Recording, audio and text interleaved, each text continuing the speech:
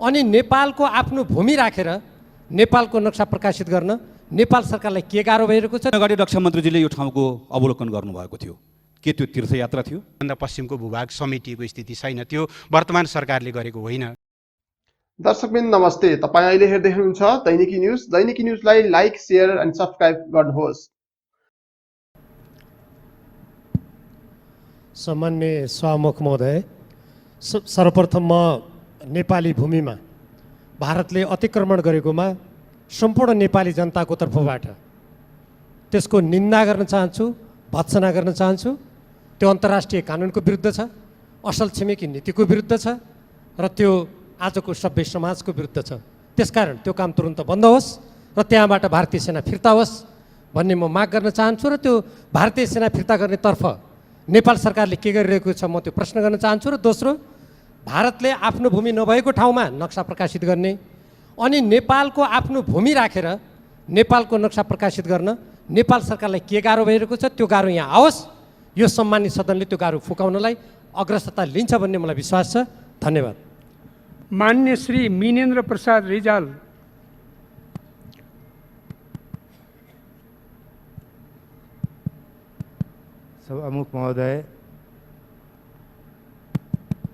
सभामुख महोदय, परराष्ट्र मन्त्रीजीले 2015 में सरकारले प्रोटेस्ट नोट पठायो भन्नुभयो।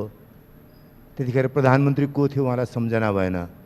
अहिले पार्टीका अध्यक्ष दुवैजनाको नाम भन्न उहाँलाई सहज भयो, किनभने लामो स्मृति उहाँहरूसँग छैन। यसकारण छैन कि हिजो सुशील कोइराला प्रधानमन्त्री हुनुहुन्थ्यो र सुशील कोइरालाको देशभक्तिमाथि लान्छना लगाएर सरकार बनाएको थियो, त्यही चिज बोकेर आउनु भएको छ। अब अलि अगाडि सीमा अतिक्रमण भयो। सीमा अतिक्रमण हुँदा सरकारको कम्युनिस्ट पार्टीका दुईटा मोर्चा तयार भयो। एउटा मोर्चा गाली गर्ने, अर्को मोर्चा त्यसलाई डिफेन्ड गर्ने। त्यस्तै एमसीसीमा एउटा मोर्चा एमसीसीलाई सत्तो सराप गर्ने, अर्को मोर्चा एमसीसीलाई बोकेर हिँड्नुपर्छ भन्ने। यसमा पनि सरकार दुईटा मोर्चा खडा गरेर बस्ने हो कि परराष्ट्र मन्त्री के गर्न चाहनुहुन्छ? संसदसँग कहाँ सहयोग चाहनुहुन्छ? विपक्षी दलहरूले सहयोग गरिरहेछ भन्नुभयो, अब गर्ने के हो? त्यसका लागि त्यो भन्नुहोस्। खालि यो प्रोटेस्ट नोट पठाउँछौँ, यसो गर्छौँ भन्ने मात्रैले पुगेन। मान्य श्री अनिल कुमार झा। सम्माननीय सभामुख महोदय, 2005, 2008, 2014, 2015 देखि लिएर यो 2019सम्म नेपाल सरकारलाई त्यो भेगमा के भइरहेछ भन्ने कुरा थाहा छ भन्ने कुरा परराष्ट्र मन्त्रीज्यूको वक्तव्यबाट थाहा भयो।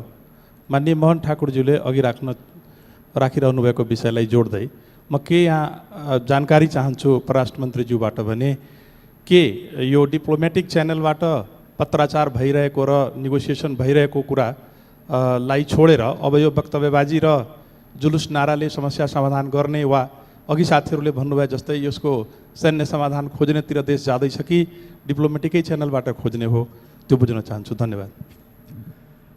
मान्य श्री कृष्ण भक्त पोखरेल।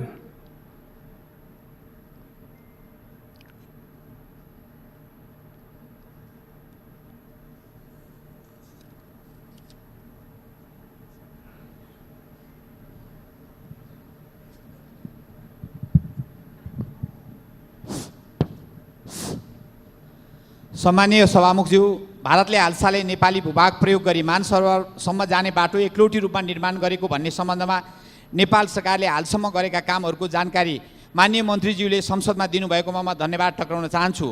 सन् 1816 को सुगौली सन्धिले काली नदीको पूर्वतर्फको भाग नेपालको भन्ने कुरामा कुनै विवाद देखिँदैन। हाम्रो अखण्ड सार्वभौम भूमि लिपुलेखबाट भारतले एकलौटी रूपमा बाटो बनाउने हाम्रो सार्वभौमतामाथिको आक्रमण हो। तसर्थ द्विपक्षीय बहुपक्षीय वार्ता संवादका माध्यमबाट समस्याको समाधान गर्न प्रयास युद्ध स्तरमा सरकारले गरोस् र यदि समाधान हुन सकेन भने संयुक्त राष्ट्रसङ्घ र अन्तर्राष्ट्रिय अदालतसम्म पनि यो विषयलाई पुर्याउने दिशातर्फ सरकारले प्रयत्न गरोस्। धन्यवाद। मान्य श्री पुष्पा भूषाल गौतम। सम्मानीय सभामुख महोदय, सभामुख मार्फत माननीय परराष्ट्र मन्त्रीज्यूलाई प्रश्न। सुगौली सन्धि हाम्रो सबभन्दा बलियो प्रमाण हो। 1816 में भएको सुगौली सन्धिको बुदा नम्बर 5मा लिम्पियाधुरा कालापानी लिपुलेक नेपालको भनेर प्रश्न लेखिएको छ। तर नेपाल सरकारको मन्त्रीमण्डलको भूमि सुधार मन्त्रीज्यूले लिम्पियाधुरा नेपालको नक्सामा छैन भनेर उहाँले गैर जिम्मेवार अभिव्यक्ति दिनुभएको छ। एउटा मन्त्रीको यो गैर जिम्मेवार अभिव्यक्तिको जिम्मा अब मन्त्रीमण्डलको अध्यक्ष, नेपाल सरकार र माननीय परराष्ट्र मन्त्रीले लिने कि नलिने? धन्यवाद। मान्य श्री जनार्दन शर्मा। सभामुख महोदय, भारतले नेपाली भूमिमा गरेको हस्तक्षेपको घोर भर्त्सना गर्दछु र नेपाल सरकारले डिप्लोमेटिक नोट जारी गरेको कुरा सुनियो र यो विगत लामो समयदेखि यो चल्दै आएको समस्यालाई समाधान गर्न डिप्लोमेटिक नोट मात्रै काफी छ कि समग्र उपायहरू लिएर अगाडि बढ्नुपर्छ? म सरकारलाई अनुरोध गर्न चाहन्छु सबै उपायहरू अगाडि बढाएर र सबै प्रमाणका आधारमा अगाडि बढ्नुपर्छ। चीन र भारतको सम्झौता मे 15, 2015मा भएको सम्झौताको बारेमा भएको सम्झौताले डिप्लोमेटिक नोटपछि के भएको छ त्यो पनि जानकारी गराउन म अनुरोध गर्छु। चीनलाई पनि यस खालको त्रिदेशीय एउटा चीनसँग पनि यो खालको त्यो सहमतिका विरुद्ध आपत्ति जनाउनुपर्छ भन्ने मेरो भनाइ छ। धन्यवाद। मान्य श्री गगन कुमार थापा। महोदय, भारतको हस्तक्षेप अतिक्रमणको घोर भर्त्सना गर्दछु। केही समय अगाडि रक्षा मन्त्रीजीले यो ठाउँको अवलोकन गर्नुभएको थियो। के त्यो तीर्थयात्रा थियो? थिएन भने उहाँले सरकारलाई के बताउनु भयो र सरकारले त्यो बिचमा के काम गर्यो? भारतले त प्रश्न बनिसक्यो, हामीले हाम्रो भूभागमा बनाएका हौँ र अब सङ्क्रमण सकिएपछि तपाईँहरूसँग छलफल गरौँला। के नेपालले अब रिग्रेट गरेर मात्र बस्ने हो वा हाम्रो भूमि तिमीलाई प्रयोग गर्न दिँदैनौ भनेर अब्जेक्ट गर्ने हो? हाम्रो भूमिमा 1 इन्च पनि तलमाथि भयो भने नेपालले छाड्नेवाला छैन भनेर प्रष्टसँग भन्ने हो। भारतको यो दादागिरी र चीनको न्यानो सहयोगको प्रतिरोध गर्न नेपाली काङ्ग्रेस, सिङ्गो नेपाली जनता तयार छ। सरकारले हामीबाट के सहयोगको अपेक्षा गरेको छ हामी जान्न चाहन्छौँ। धन्यवाद। मान्य श्री सुरेन्द्र प्रसाद पाण्डे।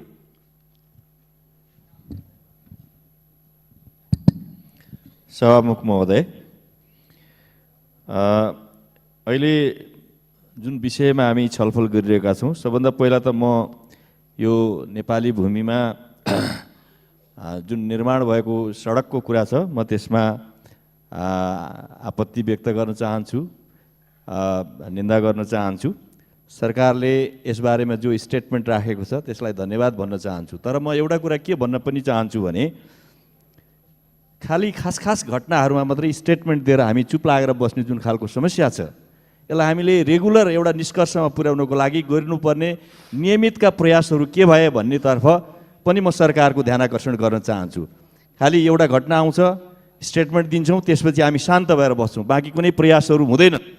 फेरि अर्को घटना आउँछ, फेरि हामी खालि स्टेटमेन्ट दिने खालको स्थितिमा मात्रै छौँ। त्यसो भएले यसतर्फ सरकारले नियमित के प्रयास गर्छ र यस पछिका योजनाहरू के निर्माण गर्छ त्यसको बारेमा म सदनलाई जानकारी गराउनको पनि माग गर्दछु। धन्यवाद।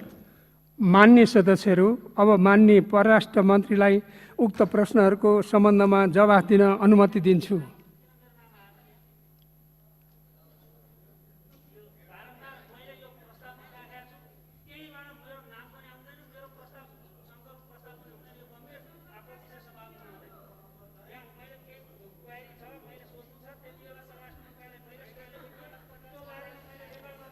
मान्य सदस्यहरू, तपाईँहरूको रेकर्ड भयो। यो दलीय आधारमा मुख्य सचेतक, प्रमुख सचेतकसित सल्लाह गरेर गरिएको कुरा हो, यो विषम परिस्थितिलाई ख्याल गरेर। धन्यवाद।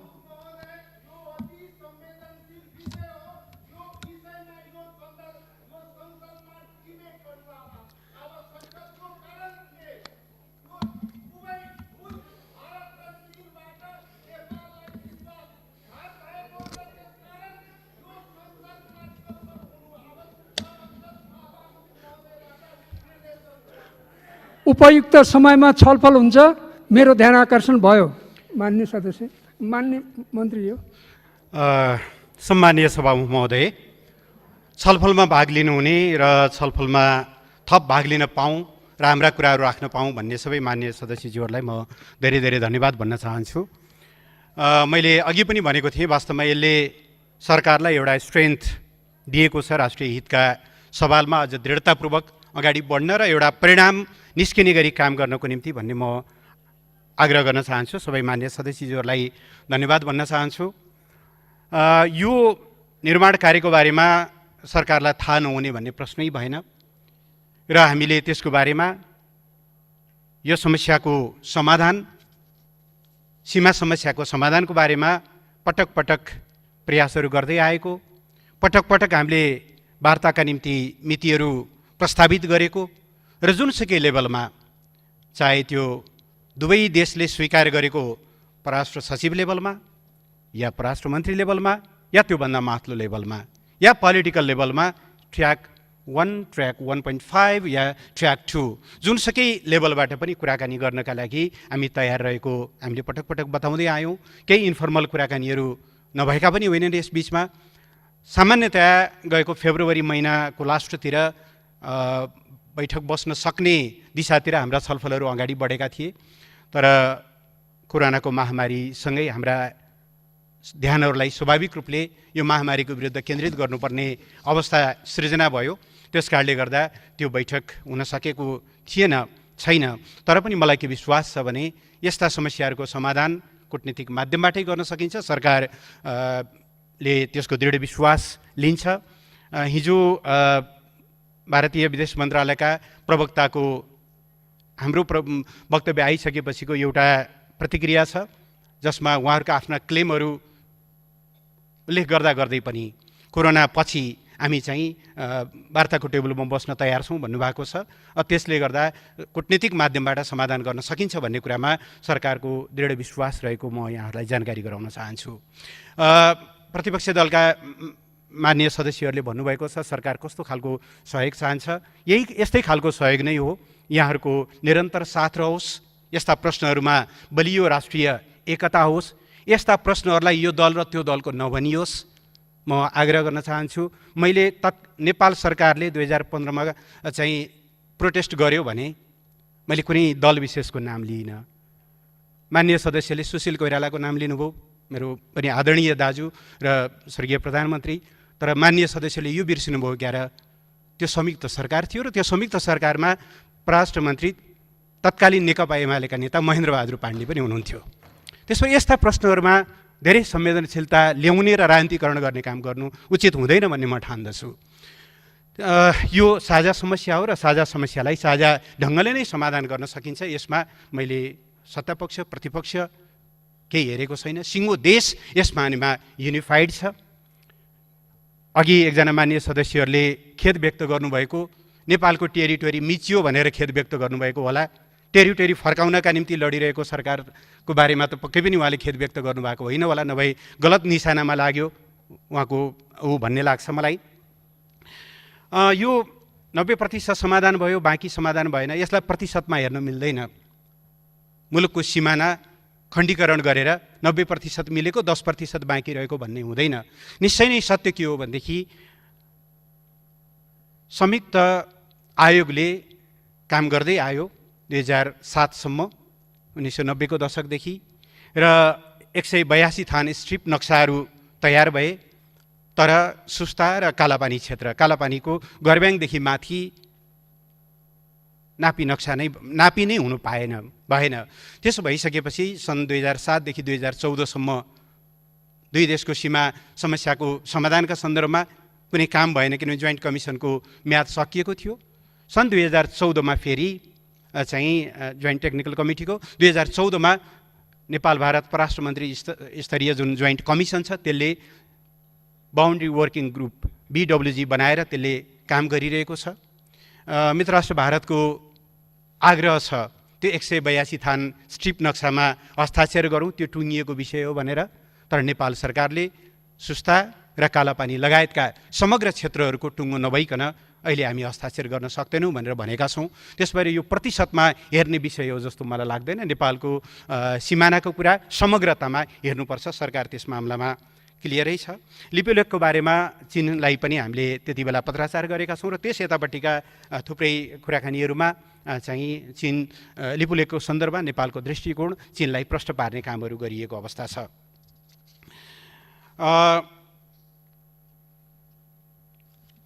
यसबाहेक यसमा उदासीन हुनुपर्ने, ढाकछोप हुनुपर्ने कुनै प्रश्न नै भएन। सेना फिर्ताको सन्दर्भमा सम्माननीय प्रधानमन्त्रीले औपचारिक रूपमा आह्वान गर्नुभएको छ। कालापानीमा रहेको नेपाली भूभागमा रहेको भारतीय सेनालाई चाहिँ फिर्ता गर्नको निम्ति उहाँले औपचारिक रूपमा सार्वजनिक रूपमै पनि आह्वान गर्नुभएको छ। नक्साको बारेमा विभिन्न समितिहरूले र यही सम्मानित सदनमा पनि प्रश्नहरू उठेको छ र सरकारलाई निर्देशन प्राप्त भएको छ। सरकारले त्यो निर्देशन अनुसार काम गर्नेछ।